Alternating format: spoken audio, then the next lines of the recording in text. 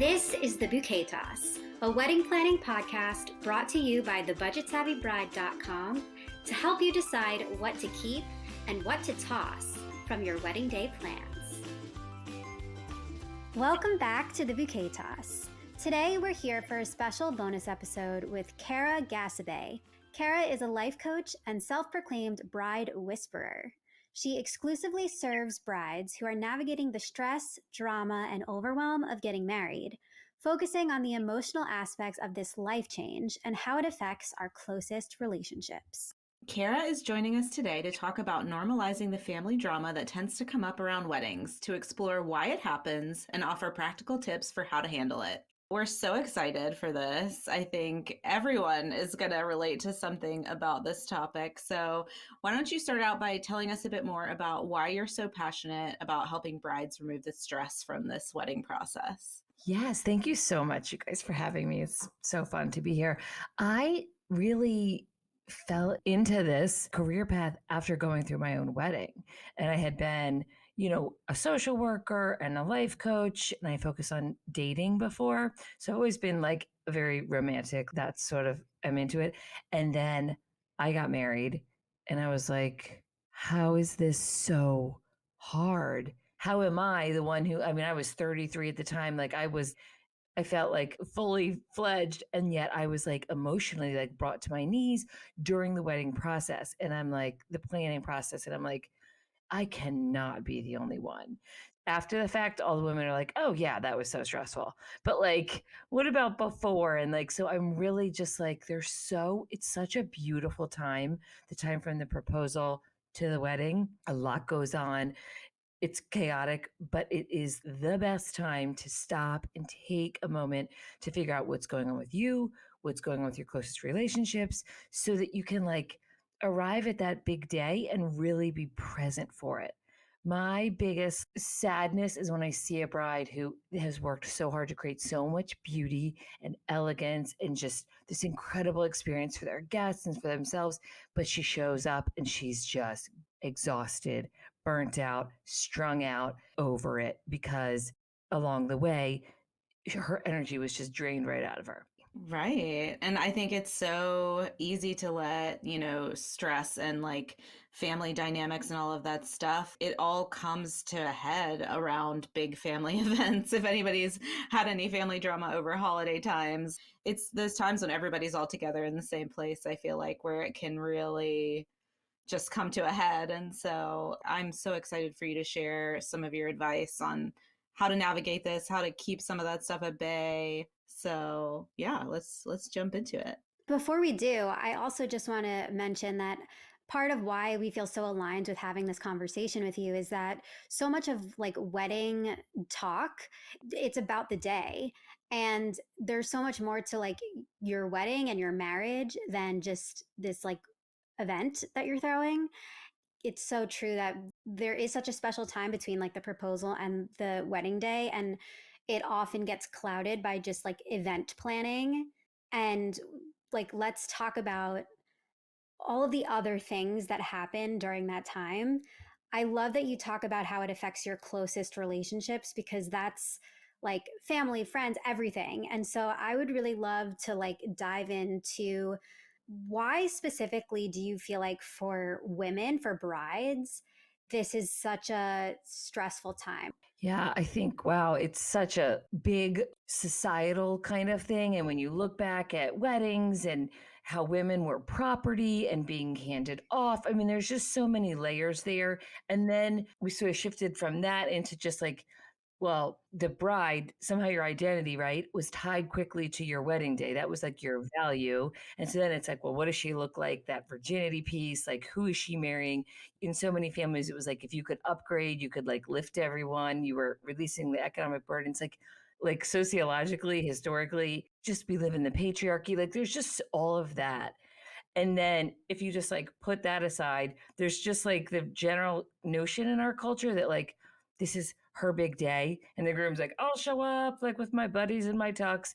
But like this is her show, which it's like just a weird amount of pressure. And so a bride becomes like overly identified with this day.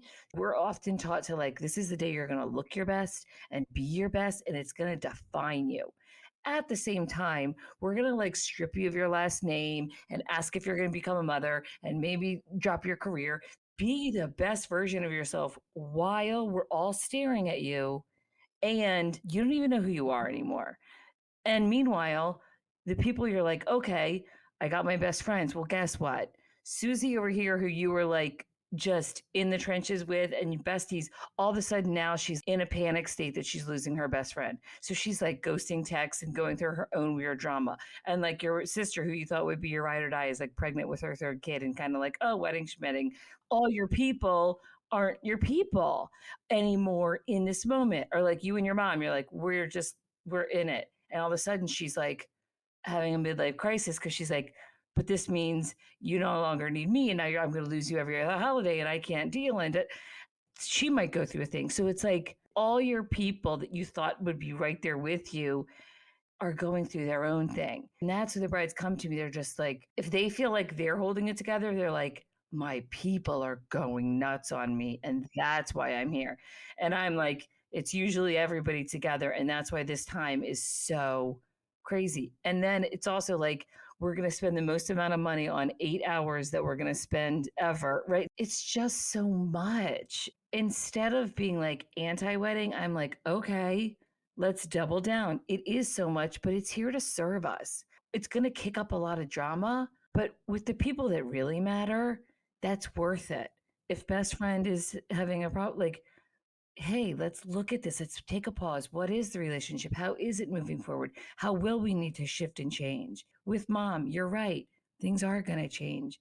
Let's get that conversation going. I get so much with the mother in law. Oh, she judges me, this, that, this, that. I'm just going to like keep her at bay and like not be bothered, forgetting you have to wake up the next day, right? You have to face the next holiday with her. If you have kids, their birthday party, what you name the kid. If you thought she had opinions about your wedding, she's going to have them about everything that comes out. And so that's where I'm just like, for the bride, I'm like, do your wedding prep, also the emotional wedding prep. Get your Botox, your manicure, your exercise, whatever, but also do the emotional work. For some people, it's going to be releasing. For some people, it's going to be the people pleasing, the perfectionism. For other people, it's going to be learning about boundaries, communication. I know it sounds like annoying and like you don't have the time for it. And yet I'm like, this is the time. There is no better time. And the reason this is the time is because weddings have a way of sticking in our memories. That's the whole thing, is we want everyone to remember the big day, and because we're spending all this money and we're taking these photos. But the flip side of that is everything that goes on stays. So you screw up and piss off future sister-in-law, that's it. That stays. It's not like, oh, next Christmas I'll get it right. Not to add pressure, but like this is the time to try to bring your best and truest self to these close relationships. And a lot of the wedding will show you who those people are. There tends to be a lot of female relationships that go through a time of like where you're like, wow, I didn't think that this person was in my life only for a season. And you realize like without the nights out at the bars and like the single scene, like, maybe we won't go to the next step. And so there's a grieving there. The people who have divorced parents who are like, I'm completely fine. I'm over it. I went to house, like we were cool. All of a sudden their wedding's coming and they're like, I'm like vaguely catatonic and procrastinating on small things that I know how to do. I wonder what's wrong. And I'm like, do you think maybe like some of that stuff is coming back up? Right? The emotional opportunities are just all sitting right there. And the thing about a wedding is it demands we deal with it. People say weddings are so expensive. I'm like, right, but just not financially, emotionally as well. There's a bit of a toll and a tax, but you get your true love, right? You get your life partner, you get expansion, you get like this whole new chapter. But I think that there's emotional reckoning that most women, specifically because we are the relational ones, we are usually that point person. And I think men, it's coming along, but like because of where we are, and I am just so interested in the female experience. And women tend to do better in community. We just do our very best when we like share advice, help each other out.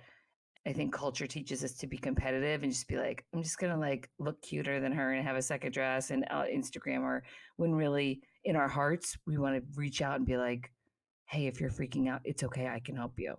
So that's why women. But of course, anybody who's going through the experience, same-sex couples, all of that stuff, there are different threads of this, but they're not in the same default.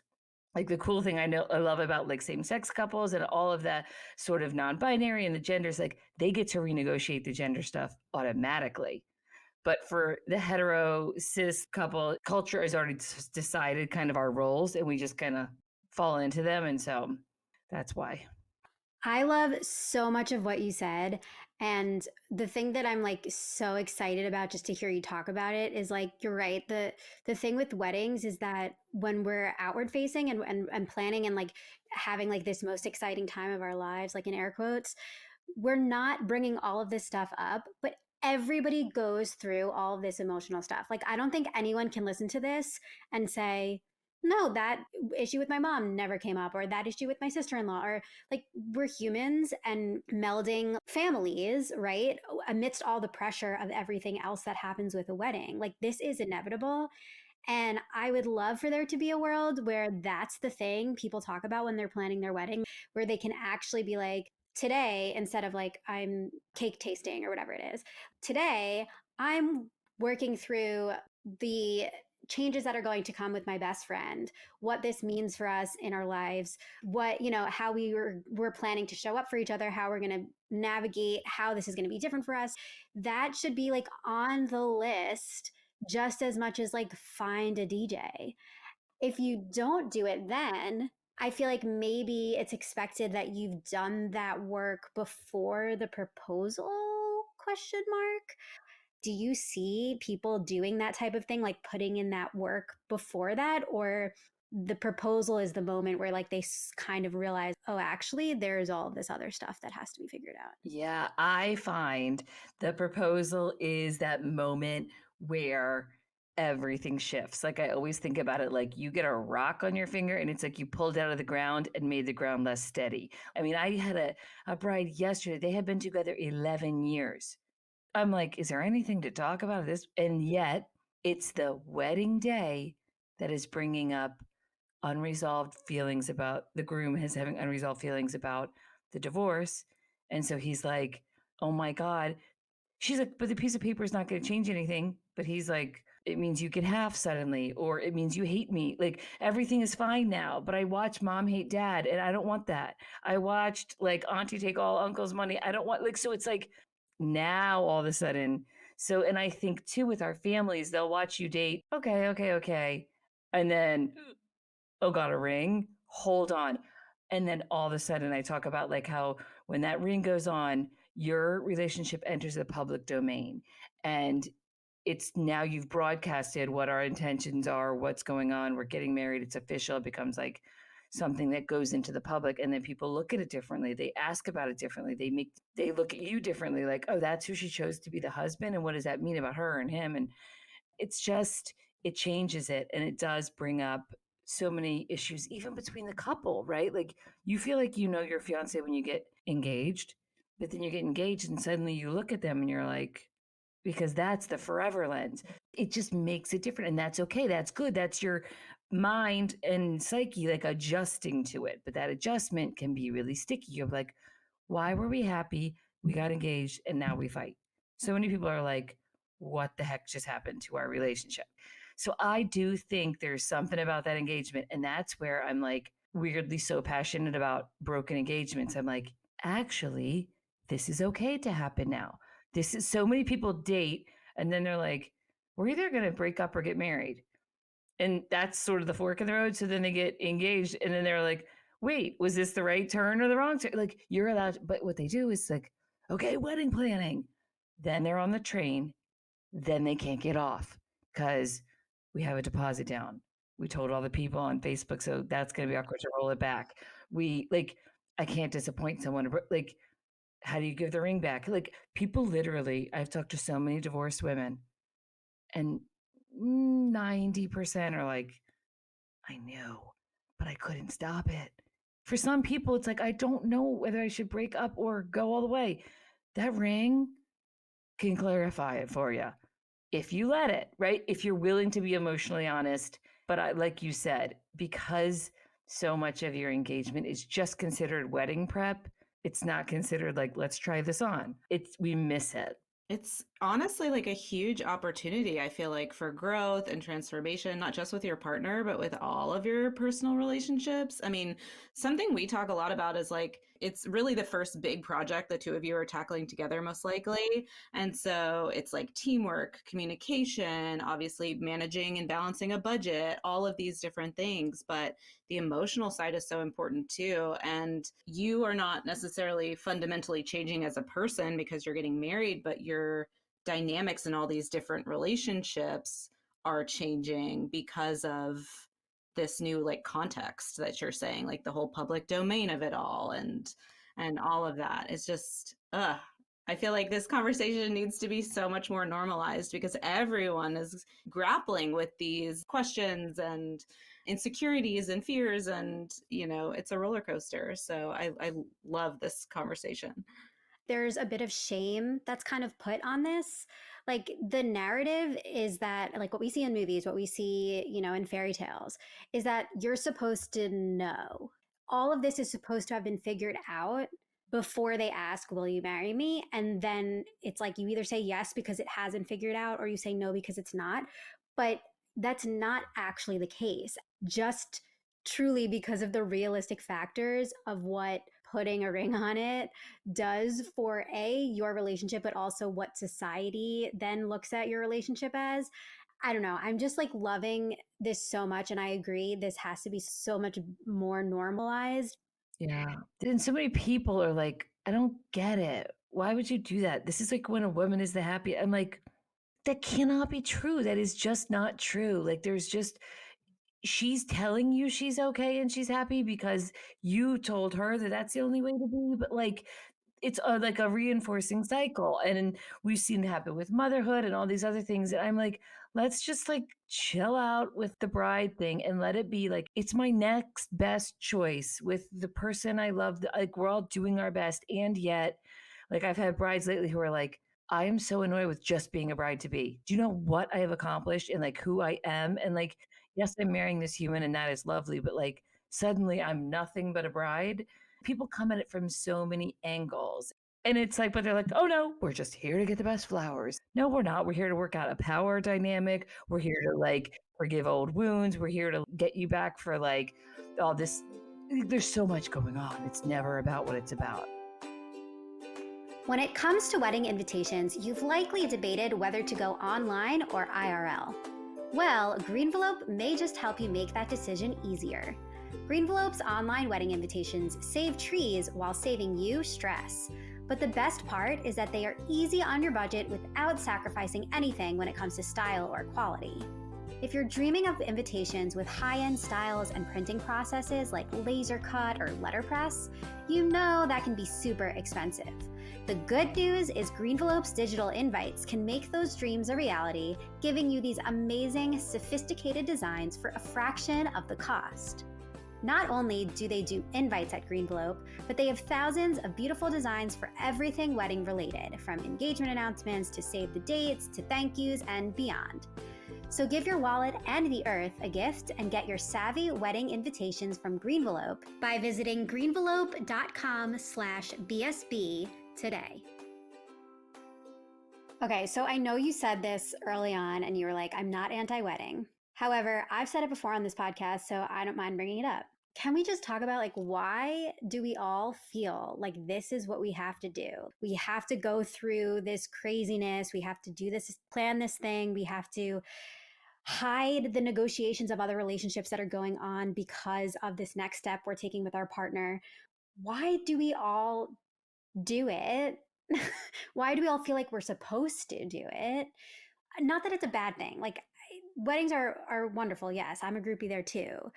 But like, why are we just like shoving it all under the rug and being like, this is just what we do next?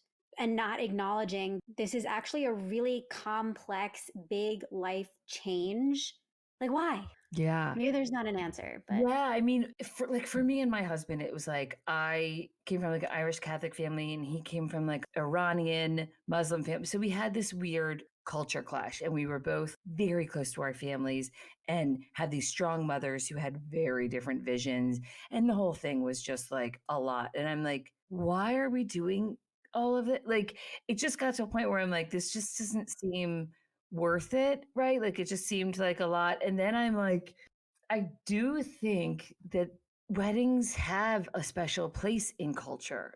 And what we learned from the pandemic was even if it's just the two people there, like the elegant things that people did that I just think expanded our whole notion of like what the wedding day was, like the romantic two people standing in front of a fireplace in the, like, I was like, oh my God, I love this.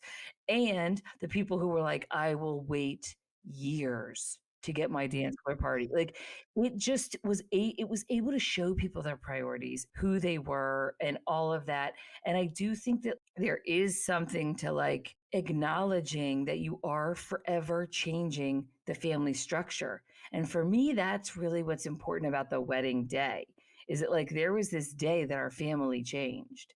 It is so uncomfortable, but it's also so magical because this is how like the next generation sort of comes through. And so I think for me, the weddings are so cool because they make us, if you show up for it, deal with a lot of hard stuff, figure out how to navigate it, and then celebrate. It's the having both. I always tell my brides, this whole thing is about holding two things.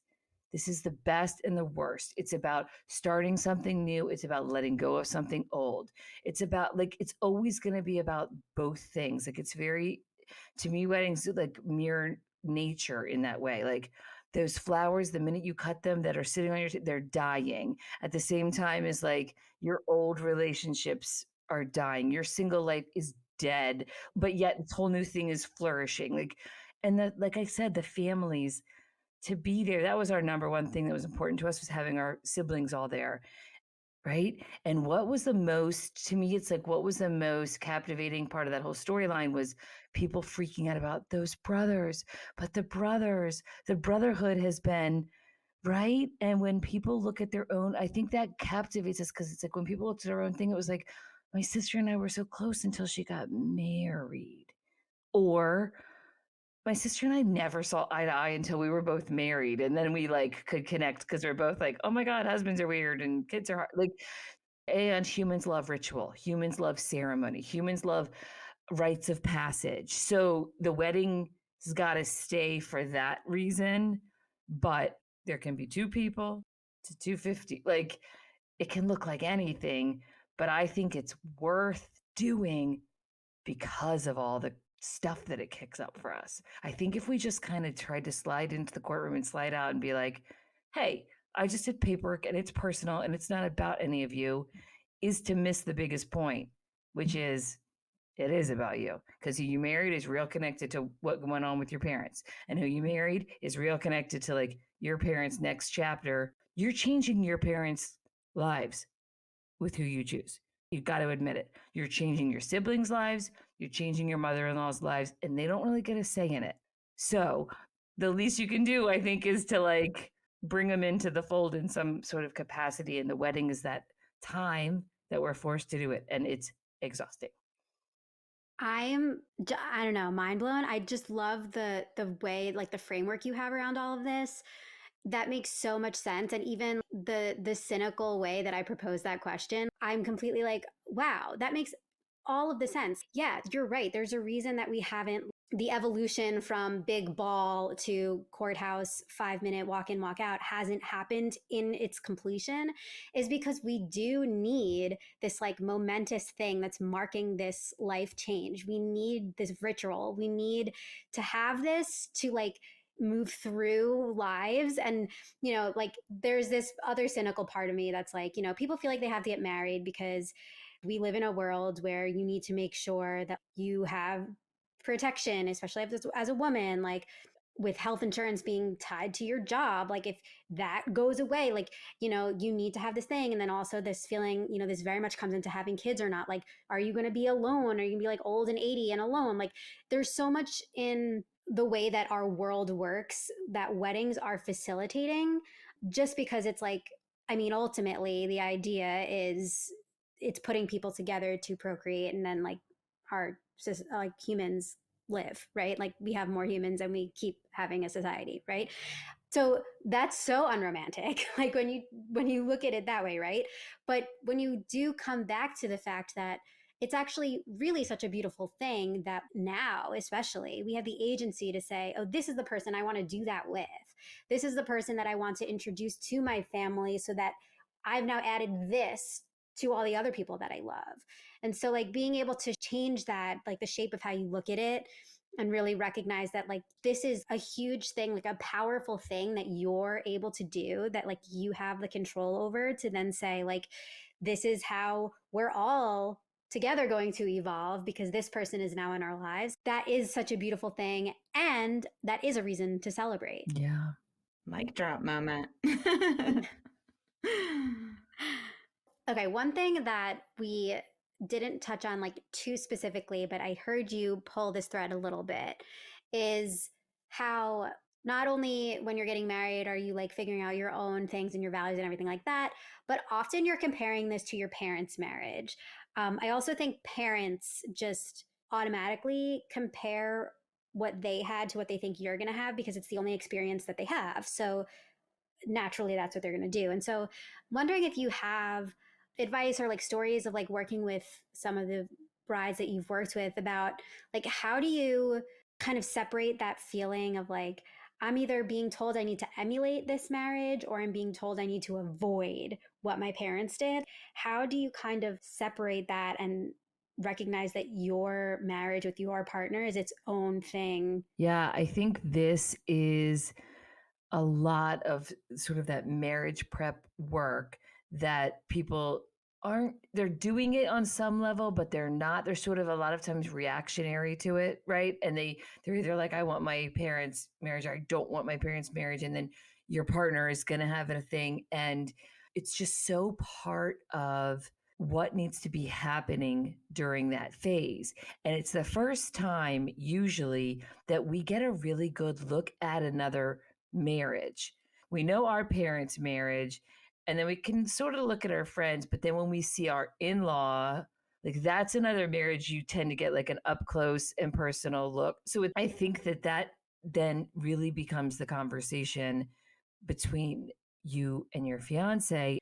Can you be really honest about like, what did you see in your parents' marriage that you do want to take? What do you not want to take? And then realizing that like they had a completely different experience and view of marriage. And I think we for sometimes we're just on autopilot, and like, you know how like dad always does this and like mom, and they're like, no, because our brains just like the things we know, we like to just keep on autopilot. And just how marriage works, it just is like, oh, we know it's just in there.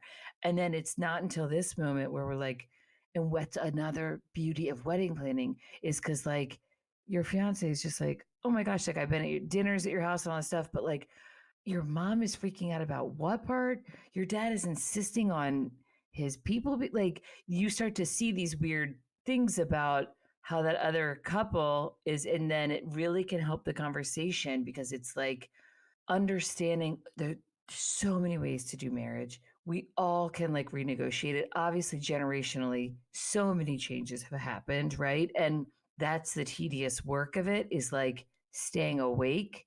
It is nearly impossible to not fall into the patterns of your parents' marriage. Your brain is lazy. It wants to do what it knows. So when it sees anything, it recognizes like, oh, my husband is doing this thing. Oh, I remember what my mom used to say, like say something mean and get his attention, or stonewall him until he like apologizes, or people please him, or would do it all. Like we'll just notice it and we'll say that we never did it. But like, this is like literally the work of marriage. Our parents' marriage is like inside our marriage, no matter what. Our job is to just like stay awake to it and be like, upsie, like, do I want this? Do I want this? Do I want this? And remembering when our partner is acting weird, like they're probably just repeating a pattern. Like for them, it's like so unconscious. And so much, that's what so much of this really is is a part of evolution that our brain is lazy. It wants to do what it knows. It's going to do what's buried so deeply in. And so I think that's to me, like you said, it's the work of like, can you stay awake and can you stay in touch? And can you say to your partner, like, I think I'm like being this way to you because that's just like what my parents did. And I don't know what else to do. You stop seeing your person. You literally are living from default mode. And that stuff is just programmed so deeply. So I think that the conversation should happen with your fiance. What did you love about your parents' marriage? What did you hate about it? What are you scared to death about repeating? What is the fears and like what's the number one things? So I want you to lay the groundwork, get the best, the worst, the fears, the hopes, the dreams, the vision, and then stay awake. What is happening here? And the first place you look is to your past, like, oh, I'm probably repeating a pattern. Yeah, it's so true how, like you were saying, your brain gets into this default mode and you're kind of going through the motions. I think a lot of people hear that like phrase when it comes to like marriage, even in general. And it's easy to get comfortable in the status quo. But like you said, waking up and knowing that growth and change is uncomfortable and it takes presence and it takes intentionality and effort. I feel like this conversation could go on for so long, but in the interest of our listeners and being able to kind of wrap up in some sort of tangible way, this could be an impossible ask. But is there something that you can provide as like a framework for how to start having these sorts of conversations with not just your partner, but your family, your friends? What's the work that the individual should do to be prepared to open up these types of things in terms of like if we're going to connect it to a wedding planning process? Yeah, I would say, I mean, the very, very first thing is I think a bride needs to get quiet and calm and get back in touch, right? And I think we want to avoid, and so we get really busy because if we can stay busy, we don't have to hear ourselves. If we don't have to hear ourselves, we don't have to feel the feelings. If we don't feel the feelings, we don't have to face the conflict. So I want brides to like somehow add in quiet space to hear themselves and to feel what wants to come up. So it's meditation, it's exercise, it's journaling, it's whatever your thing is, right? Therapy, anything. So that. Then the most important thing, I think, the greatest like way to like practice and start the groundwork of this is having hard conversations. Because essentially that's what always needs to happen. And that's the thing that we avoid. Let's stop and practice these conversations because that's the skill that's going to carry us through. And with hard conversations, I just want you to think of 3 S's. Get soft. You do a hard thing, but you do it soft. You don't be like, all right, mother-in-law, I'm coming in to tell you, like, I'm not having a huppah. Like, we're not doing it. Like, you get like soft and you get your energy clear. You can always soften somebody by owning what your part of it has been. Like, hey, you know what? I think I've been avoiding you. I'm sorry about that. Can we talk now? Right. And so when someone comes to you like that, you're like, oh, cool. She gets that, like, she's been a little cray. I'll talk to her now. So softly try to enter a hard conversation. Then seek to understand.